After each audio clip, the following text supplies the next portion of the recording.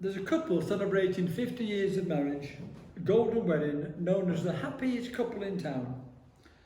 No one had ever heard them say a cross word to each other.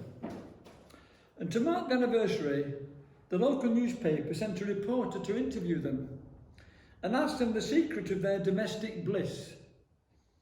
Well, said the husband, it all dates back to our honeymoon that we took in Mexico many, many years ago.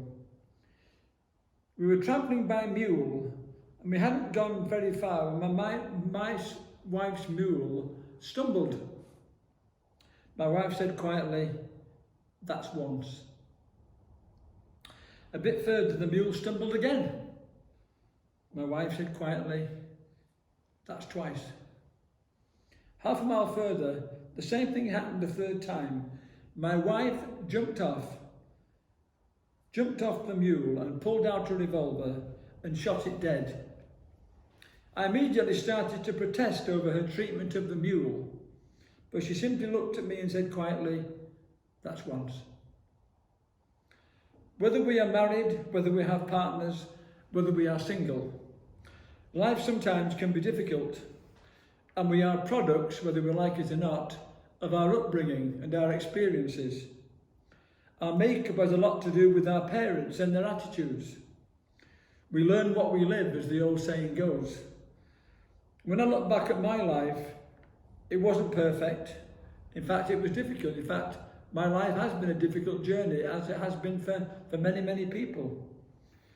My parents had certain gifts, and I believe that they did the best they could with the hands that they'd been given, because they too were products of their upbringing and their experiences.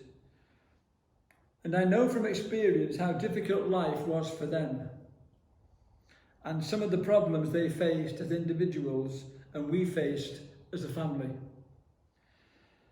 And as a result of that, as for many people, self-esteem was a problem for me, self-confidence was a problem for me.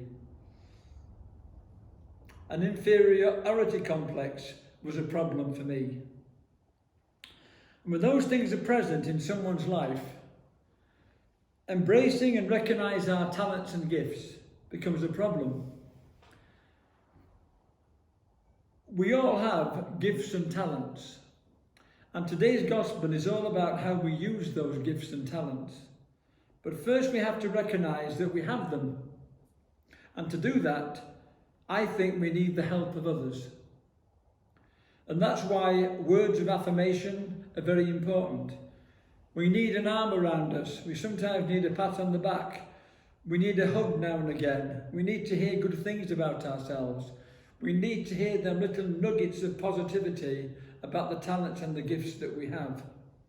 Our smiles, our thank yous, our hugs and kisses are all important to someone. And it's something we can all do. And we do it more often than we think. May we never undervalue the contribution that we make to the lives of others. And thank you for what you have given me. It is much appreciated. Or as someone said, if you are breathing, God has a purpose for you. As long as you have breath, somebody needs what you have.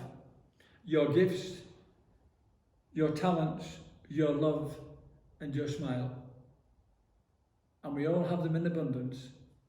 The question is, how often do we use them? You may not know this, but every morning I do 10 sit-ups.